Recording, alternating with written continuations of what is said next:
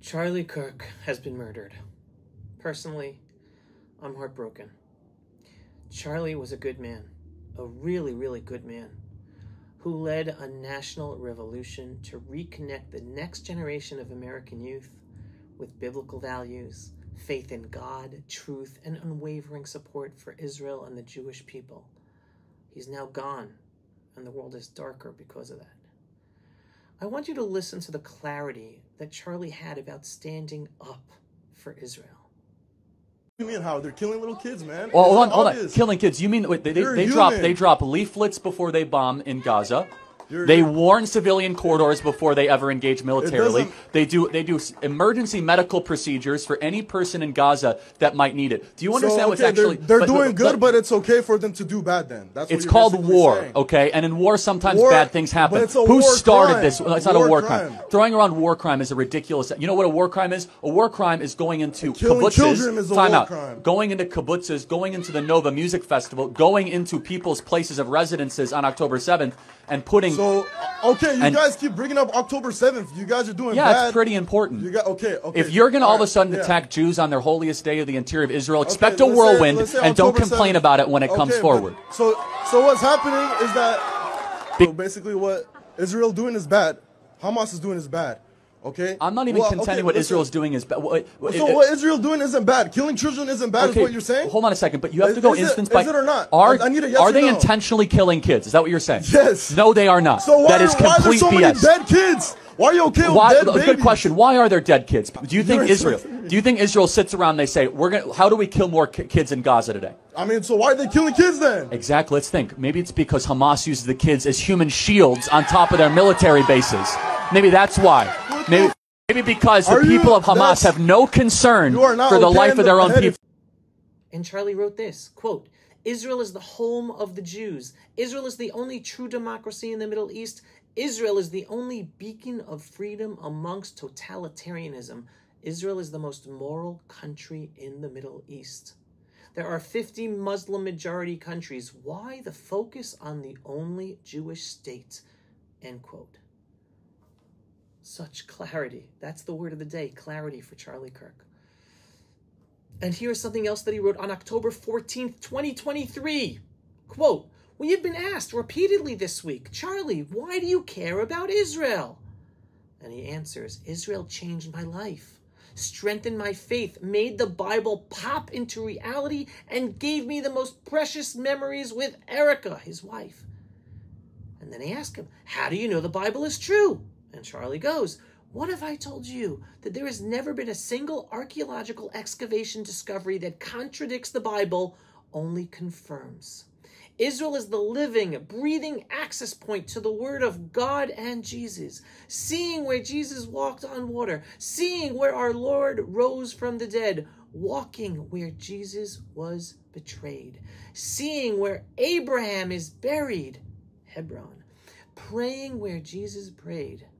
If Israel were to fall to the Arab world, we would have limited, if not zero, access to our most precious holy sites, including being able to prove the Bible's veracity. Israel is a living proof of God's love, proof of God's covenant and promise. A week ago, savage demons in the name of Islam butchered 1,300 Jews.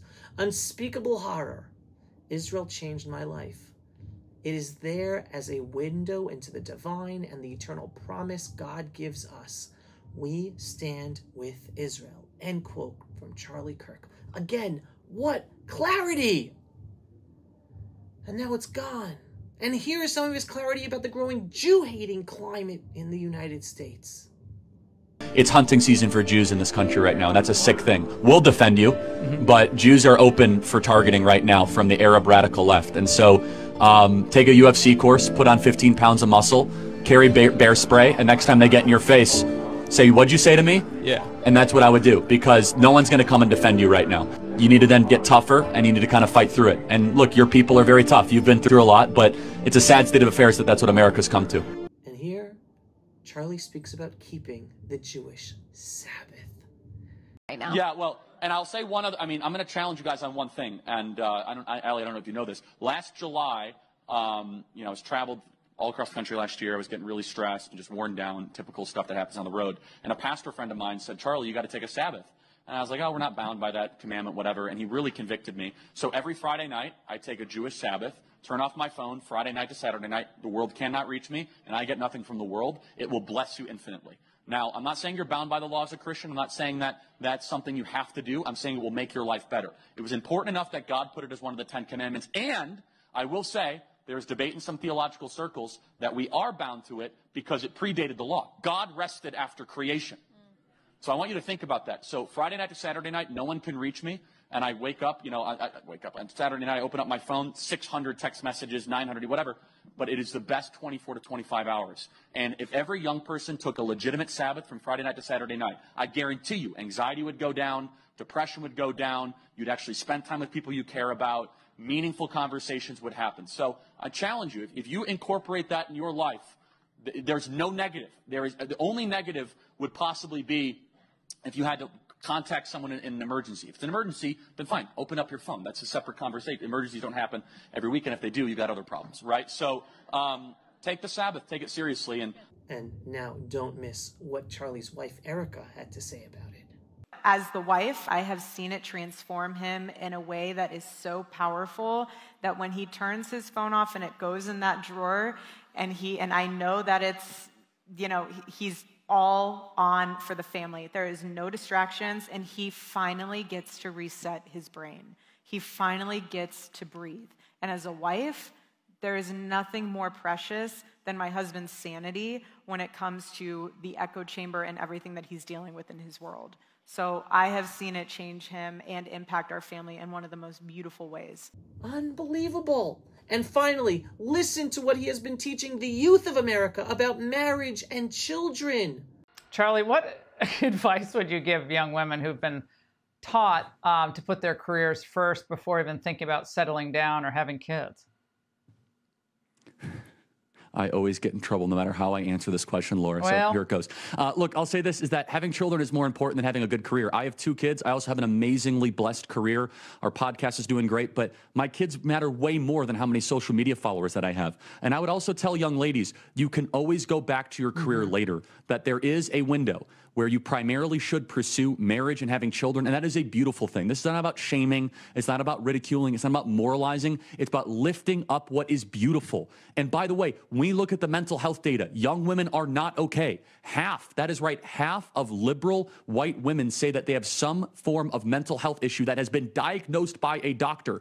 What is the #1 thing that mental health professionals will tell you when it comes to mental health issues? Loneliness does not help. So maybe we should solve the loneliness epidemic by encouraging young ladies to get married and have children. It's good for them, it's good for America, and it's good for our future. What a voice! What a voice for America, for humanity. And with all of Charlie's clarity, faith, and courage, the tragedy is that Charlie didn't seem to grasp a simple truth of history regarding the Jew hatred that he was paying attention to. When Jew hatred rises in a society, it never stops with the Jews. We're just the canary in the coal mine. That hatred towards others soon follows. Charlie's murder by a growing population of a political left in bed with Islam in America is a direct result of the growing anti-Israel, anti-Jewish hatred that is being mainstreamed in America, first on the left in Islam and now on the right. Regardless of who killed Charlie, he was targeted to be killed in order to stop the political revolution that he was leading, to stop convincing the youth of America to turn to faith and patriotism instead of the progressive evil that they were being brainwashed with on college campuses, to stop Americans from voting against Republicans, and to stop him from being the future leader of America that he was building himself up and destined to be. All one has to do is look at the reactions to his murder all over social media. Even worse than the horror of his murder is the reaction we're witnessing. Celebration, laughing emojis, and even more, unbelievable, literal celebration from people on the political left and from Muslims. Celebration that reflects just how deeply sick and morally bankrupt the political left in society has become. And even worse than the celebration, outright statements about who they want to kill next. Yes, look at all these comments about who they want to kill next. And this final threat was directed directly to Ben Shapiro as a response on X. For a political left that preaches how words can kill, including, oh no, saying the wrong pronouns, God forbid, all of a sudden actual killing is celebrated by some in that camp. We are just days past the anniversary of the greatest terror attack ever on U.S. soil on September 11th, 2001, a day that should remind us all of the price of ignoring evil. I refuse to stay silent against this evil we are up against, as Charlie himself refused to be silent. Here are some of Charlie's recent videos about him being vocal on the evil red-green alliance that he was calling out against in America. So endangering America. The spiritual battle is coming to the West, and the enemies are wokeism or Marxism combining with Islamism to go after what we call the American way of life. And the American way of life is very simple. I want to be able to get married, buy a home, have kids, allow them to ride their bike till the sun goes down, send them to a good school, have a low-crime neighborhood, not to have my kid be taught the lesbian, gay, transgender garbage in their school, while also not having them have to hear the Muslim call to prayer 5 times a day. That's important. We want the American way of life, which is, by the way, Christendom. Christians, our sacrifice, our toil, our vision, the outgrowth of the scriptures gave us Western civilization. And this is where I think is a great rallying cry. Doesn't matter if you're Hispanic, doesn't matter if you're Asian, doesn't matter if you're black or white. Everybody, if you are Christian and Jesus Christ is your Lord and Savior, these two threats are combining forces to come after us. And it's time that the church stands and rises up against it. Yep. I refuse to let Charlie's voice be drowned out by the forces he bravely stood up against. I had the zchut, the privilege of meeting Charlie personally here in Israel several years ago, back in March 2019. I want you to watch this. Here he is answering a powerful question in that presentation of his in Jerusalem. And yes, that is me as the question is being asked. So I've got 2 questions really. Is A, do you feel that the black propaganda war or the propaganda war or the information war, let's just call it the information war, is actually being lost in America by Israel? And second question, what are the consequences of that in reality for Jerusalem and for Israel? And then what the hell do we do about it? You know, great question. And so John is a dear friend, and it's a great example what happens when you can bring Westerners to Israel. Because I called up John on Thursday, sent him a text, said, why don't you join me? I'm here for a couple days, dear friend, and it amazingly accepted my offer. And like you said, 180. And that's why you have to get more Americans and Brits and people to this country. You have to bring them here to see it for themselves. That can help fight the propaganda. I can tell you right now, you're losing in the American narrative war. You just are. And because I was even hypnotized by some of the lies. And I'm as pro-Israel as it gets in the Christian community in America. Seriously. I was here for the embassy move. And so that's something that needs to be really talked about even more. And I have some ideas what those solutions might be, whether it be more media channels, more influencers, more people to see firsthand what's really going on here.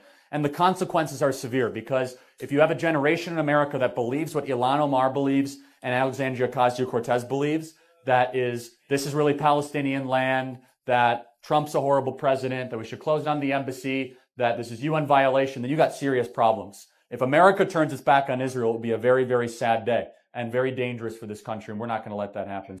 I was immediately struck by Charlie's clarity, courage, and conviction. He didn't just talk about standing up for the truth about Israel. He spoke about saving America, and he built a movement to do just that. Over the last 2 years, I attended Turning Point USA's AmFest conference in Phoenix, and I witnessed with my own eyes the revolution that Charlie Kirk sparked in America. As one man, he took on a seemingly impossible mission, bring truth, sanity, and biblical values back to America's youth, starting right on the front lines on college campuses, to make America great again and make Americans more religious again. And he succeeded. Charlie didn't just educate, he inspired, he empowered, he reshaped national discourse and influenced elections. He made people think again, speak again, and stand up again for truth, for faith, for freedom, and unapologetically for Israel. More recently, Charlie grew even bolder in identifying the root of the evil trying to destroy America from within. The Red-Green Alliance that he spoke about in the videos earlier. The terrifying fusion of radical Marxist leftism with Islamism. Another powerful truth that he shared, quote, "The spiritual battle is coming to the West and the enemies are wokeism or Marxism combining with Islamism to go after what we call the American way of life," end quote. Charlie understood what most refuse to see. He said what most are too afraid to say. And he paid the ultimate price with his life. Today I pray for his wife Erica and their two precious children. I can't begin to imagine their pain, even though here in Israel we have so many families who have that same pain. I pray for America, because this is not just the loss of a man, but of a frontline warrior in the battle for America's soul. Charlie was on the path to be a future political leader of America, one whose heart and mouth were aligned to truly help save America from the growing evil, red-green, Marxist, Islamist alliance. And Charlie is now gone. And yet on this September 11th of all days, I fear, just as America ignored the lessons of 9/11 and allowed the evil of that day to take root and grow inside of American borders stronger than ever before, too many will ignore the truths Charlie died proclaiming. His words will be twisted, his message diluted, especially about Israel, his memory weaponized to push even more hatred against fellow Americans, Jews, against Israel, and against those who still stand for good. Already now there is massive social media campaigns claiming that the Israeli Mossad killed Charlie because Charlie was, quote, turning on Israel. It's a huge campaign with a tsunami of voices promoting it to turn Charlie's own supporters against Israel and the Jews. I hope I'm wrong, but I'm not without hope, even if that happens.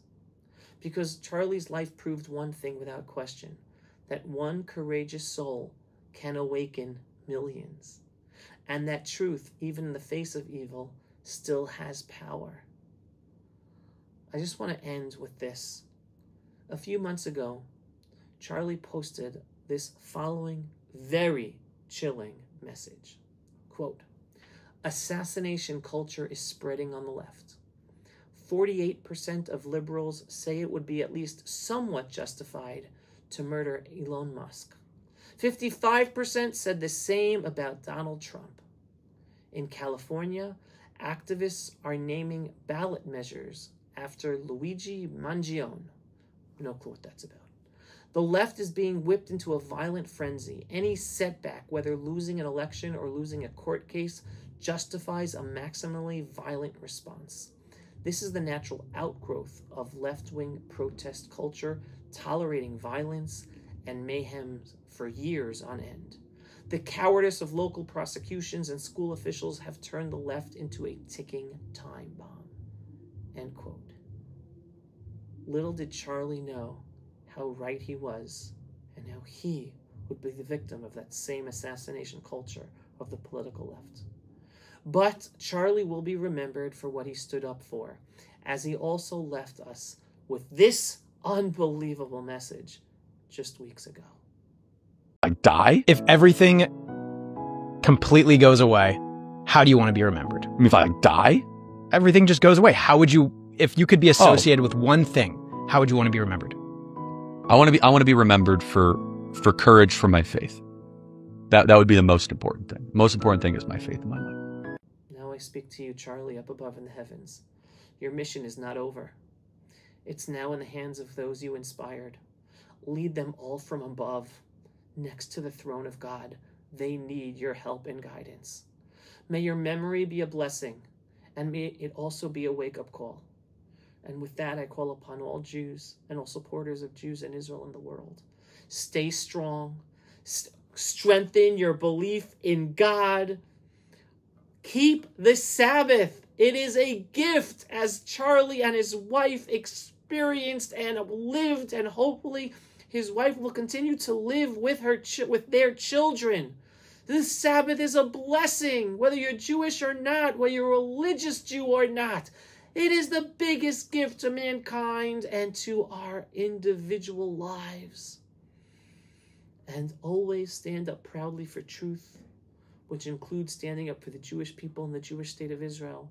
And let's internalize that little piece of information that Charlie himself missed, that growing Jew hatred is the direct lead up to hatred and violence against others as well.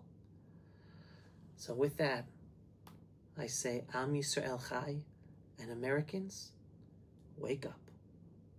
If you are not yet a subscriber to our daily, belief-based, inspiring, politically incorrect, truthful videos about Israel, the Jewish people, and the freedom-loving world, what are you waiting for? Go to pulsevisual.com and click to subscribe today. And yes, we are a donor-based operation.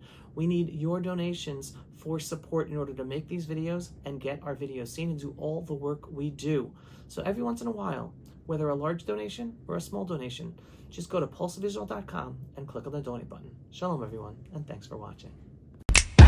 Pulse of Israel, frontline videos from the Holy Land. Support our work by donating today.